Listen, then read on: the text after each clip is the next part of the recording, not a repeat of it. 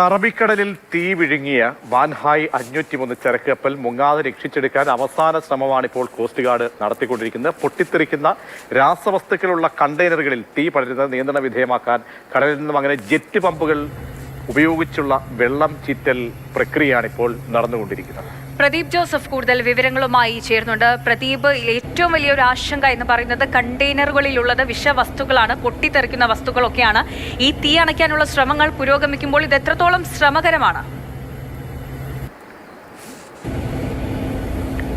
സന്ധ്യ, വെറും വിഷവസ്തുക്കൾ എന്ന് പറഞ്ഞാൽ പോരാ, കൊടും വിഷമാണ് പല കണ്ടെയ്നറുകളിലും അടങ്ങിയിരിക്കുന്നത്. അതുതന്നെയാണ് ഏറ്റവും ആശങ്കയുണർത്തുന്ന കാര്യവും. അതേസമയം ഈ തീ അണയ്ക്കാനുള്ള ശ്രമങ്ങൾ അങ്ങേയറ്റം ദ്രുതഗതിയിലൊക്കെ നടക്കുന്നു എങ്കിൽ തന്നെ വലിയ തോതിൽ പുക ഉയരുന്നുണ്ട്, തീ ഉയരുന്നുണ്ട്. അതുകൊണ്ട് തന്നെ പൂർണ്ണമായും ഈ കപ്പലിന് തൊട്ടടുത്തേക്ക് ചെല്ലാൻ സാധിക്കുന്നില്ല എന്നുള്ളതാണ് സേനാ വിഭാഗങ്ങൾ നേരിടുന്ന വെല്ലുവിളി. മാത്രമല്ല, കപ്പലിൻ്റെ മധ്യഭാഗത്ത് ഏറ്റവും മുകളിലത്തെ കണ്ടെയ്നറിന് വരെ ഏതാണ്ട് തീ പിടിച്ചു കഴിഞ്ഞു എന്നാണ് ഏറ്റവും ഒടുവിൽ ലഭിക്കുന്ന സൂചനകൾ. ഈ പൊട്ടിത്തെറി സാധ്യത എന്നുള്ളതാണ് ഏറ്റവും അപകട ഭീതി ഉണ്ടാക്കുന്നത്. ഇവ പൊട്ടിത്തെറിച്ചാൽ ഇവയിലുള്ള വസ്തുക്കൾ ഉൾപ്പെടെ കടലിൽ കലരുന്നത് പാരിസ്ഥിതികമായ മറ്റ് വലിയ പ്രത്യാഘാതങ്ങൾക്ക് ഇടയാക്കും. അതുകൊണ്ട് തന്നെയാണ് അങ്ങേയറ്റം സൂക്ഷ്മമായി കൈകാര്യം ചെയ്യുന്നതിന് ഇതിന് പരിമിതികൾ ഉണ്ട് താനും. ഏതാണ്ട് 650ഓളം കണ്ടെയ്നറുകളാണ് കപ്പലിലുള്ളത്. ഇതിൽ വിവിധ തരത്തിൽപ്പെട്ട, അതായത് ആൽക്കഹോളിക് കണ്ടന്റുള്ള വസ്തുക്കൾ ഉൾപ്പെടെ അടങ്ങിയിട്ടുണ്ട്. നമുക്കറിയാം, വളരെ പെട്ടെന്ന് തീ പിടിക്കാൻ സാധ്യതയുള്ളവയാണ് ഇവ.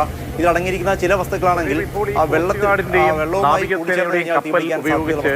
ഈ വെള്ളം ചീറ്റുന്ന പ്രക്രിയ അത് എത്രത്തോളം ഫലവത്താകുമെന്നാണ്. കാരണം ഇന്ധനം വേർതിരിക്കാനുള്ള ആ പ്രക്രിയയൊക്കെയാണ് ലക്ഷ്യമിടുന്നത്. പക്ഷേ അത് വളരെ ദുഷ്കരമായിരിക്കും എന്നാണ് മനസ്സിലാക്കേണ്ടത്. കാരണം അടുത്തേക്ക് പോലും എത്താൻ കഴിയാത്ത വണ്ണം ഉരുകി അത് ഇന്ധനമൊക്കെ തന്നെ കത്തിപ്പടരുന്നു, പുകച്ചുരുളുകൾ ഉയരുന്നു. അപ്പോൾ ഒരുപാട് കണ്ടെയ്നറുകളിലേക്ക് ഇത് വ്യാപിച്ചു. പൊട്ടിത്തെറി എന്ന് പറയുമ്പോൾ തീർച്ചയായും അതൊരു വ്യാപിക്കുന്നതിൻ്റെ ഒരു ലക്ഷണമാണ്. അപ്പോൾ ഈ നമ്മൾ ആദ്യ കപ്പലുമായിട്ട് ബന്ധപ്പെട്ട് അറിയാമല്ലോ, ഈ ഇന്ധനമൊക്കെ വേർതിരിക്കുന്ന അല്ലെങ്കിൽ അങ്ങനെയുള്ള ദൗത്യത്തിലേക്ക് കടന്നിരുന്നത്. പക്ഷേ ഇതിപ്പോൾ ഒരു വെല്ലുവിളി തന്നെയായി മാറും. കാര്യമായിട്ടൊന്നും സാധിക്കുന്നില്ല, അല്ലേ? ഇതിനകത്ത് ഏറ്റവും പ്രധാനപ്പെട്ട ഒരു വെല്ലുവിളി എന്ന് പറയുന്നത്, ഈ കപ്പൽ ഇപ്പോൾ ആരുടെയും നിയന്ത്രണത്തിലല്ല. അതായത് തിരമാലകൾക്കനുസരിച്ച് കപ്പൽ തെന്നി നീങ്ങിക്കൊണ്ടേയിരിക്കുകയാണ്. അതായത് അപകടമുണ്ടായ സ്ഥലത്ത് നിന്ന് ഏതാണ്ട് 2 കിലോമീറ്ററിനും 3 കിലോമീറ്ററിനും ഇടയിലുള്ള ദൂരത്തേക്ക് ഈ കപ്പൽ ഇപ്പോൾ തന്നെ ഒഴുകി നീങ്ങിക്കഴിഞ്ഞിരിക്കുന്നത്. അതായത് അങ്ങനെ ഒഴുകിക്കൊണ്ടിരിക്കുന്ന ഒരു കപ്പലിലാണ് രക്ഷാദൗത്യം നടത്തേണ്ടത്, അല്ലെങ്കിൽ അതിൽ ഉണ്ടായിരിക്കുന്ന തീയാണ് അണച്ചു നിർത്തേണ്ടത്. അതാണ് ഏറ്റവും വലിയ വെല്ലുവിളി. വിവരങ്ങൾ നൽകിയത്.